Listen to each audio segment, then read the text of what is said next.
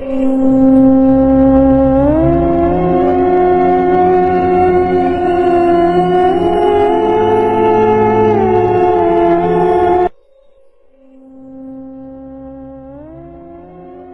Ki Ageng Selo, sang penakluk petir.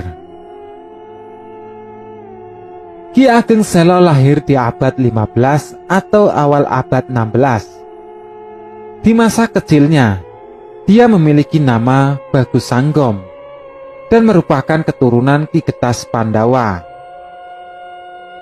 Kisah Ki Ageng Selo dengan kesaktiannya bisa menaklukkan petir bermula saat ia membuka ladang.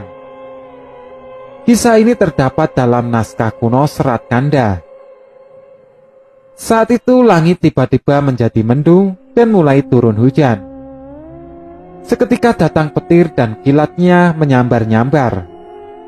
Merasa terganggu dengan kehadiran petir, Ki Ageng Selo pun menantang petir untuk menampakkan wujudnya. Seketika petir tersebut berubah menjadi naga dan berubah wujud berkali-kali menjadi makhluk mengerikan. Ki Ageng Selo yang merasa kesal karena diganggu oleh makhluk tersebut, maka terjadi perkelahian antara kedua diiringi petir yang menggelegar. Pada akhirnya Ki Ageng Selo berhasil mengalahkan makhluk tersebut dan mengikatnya di sebuah pohon gandrik. Tak lama kemudian, makhluk tersebut berubah menjadi kakek tua. Ki Ageng Selo pun membawa kakek tua yang terus berubah wujud tersebut ke Demak untuk dilaporkan kepada Sultan. Lalu kemudian menyerahkan kepada para wali yang membuat gambar-gambarnya di pintu gerbang utama Masjid Demak. Kakek tersebut disimpan dalam kerangken di alun-alun dan menjadi tontonan warga yang kedatangan dan berbagai penjuru, termasuk seorang nenek yang menyiramkan air ke tubuh sang kakek.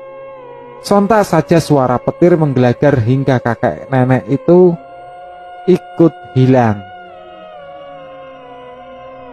Kemudian mereka berdoa dengan khusyuk memohon kepada Tuhan agar masjid selamat dari sambaran petir.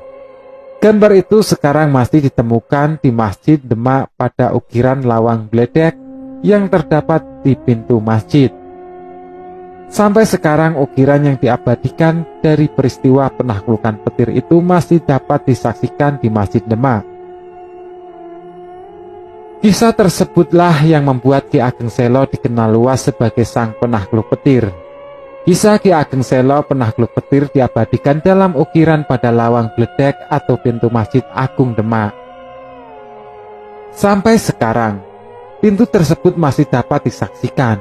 Ukiran pada daun pintu tersebut memperhatikan motif tumbuh-tumbuhan, suluran, jambangan, mahkota mirip stupa, tumpal, camara, dan dua kepala naga yang menyemburkan api.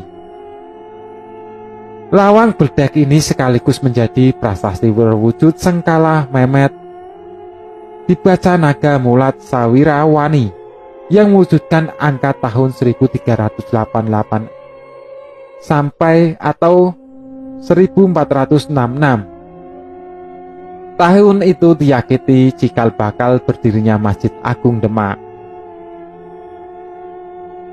Di kemudian hari ia benar-benar menjadi orang yang berpengaruh. Desa tempatnya ditinggal bernama Desa Sela. Nama Sela berkaitan dengan beradaan bukit atau gunung berapi, merupakan sumber banyak garam dan api abadi yang terdapat dari wilayah Grobogan. Di desa tersebut Ki Ageng Selo meninggal dan dimakamkan. Sepeninggalan Ki Ageng Selo hingga kini berkembang mitos bahwa jika ingin terhindar dari petir maka harus membaca mantra yang berbunyi "Gantrek aku ini putumu Ki Ageng Selo", yang artinya "Gandrik, saya adalah cucu Ki Ageng Selo".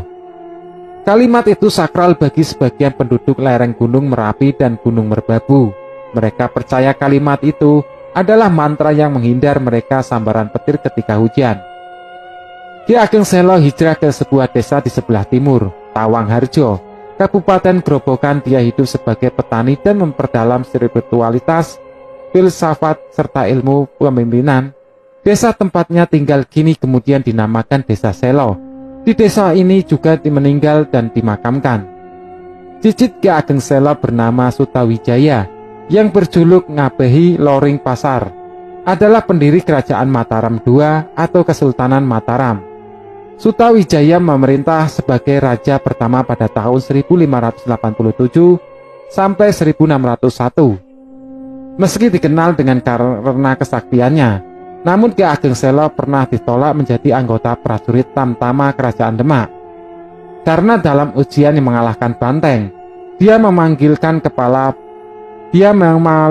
kepalanya ketika akibat pukulannya darah yang menjembur dari kepala Banteng mengenai matanya. Karena memalingkan kepalanya itu, dia dipandang tidak tahan melihat darah, dan karena itu tidak memenuhi syarat. Penolakan itu membuat Ki Ageng Sela kecewa. Bila cita-cita ini tidak dapat dicapai olehnya sendiri, maka dia mengharapkan keturunannya nanti menjadi seorang pemimpin yang berani. Ki Ageng Sela bertempat tinggal di sebuah desa di sebelah timur Tawangharjo, Kabupaten Grobogan. Ia hidup berprofesi sebagai petani yang gemar memperdalam ilmu agama dan tumbuh sebagai seorang yang religius.